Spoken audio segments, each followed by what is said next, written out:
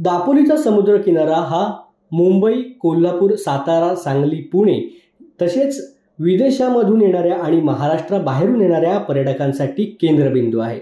त्यामुळे दापोलीमधील पर्यटनासाठी लाखो पर्यटक आपली पहिली पसंती ही समुद्र किनाऱ्यालाच देतात। समुद्र किनारे हे कायमच गजबजलेले पाहायला मिळतात। पूर्वी वीकेंडला दापोलीचे पर्यटन गजबजलेले दिसायचे, मात्र आता पर्यटकांची कायमच वर्दळ दापोलीमध्ये दिसून येते। त्यातच दापोली तालुक्यामध्ये आता चांगली थंडी पडू लागली। अशातच मिनी महाबळेश्वर म्हणून ओळखल्या जाणाऱ्या दापोलीला पर्यटकांनी आपली पावले वळवल्याचं पाहायला मिळते।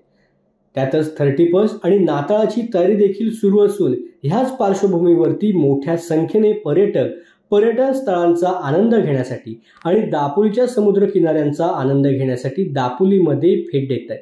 त्यासोबतच दापोलीमधील हर्णे बंदरावरती मोठ्या प्रमाणात सुरमई, पापलेट, कोळंबी आदी माशांचा लिलाव लागतो। या मासे खरेदीसाठी देखील मोठ्या प्रमाणात खवय्ये या ठिकाणी गर्दी करत असल्याचं पाहायला मिळतंय।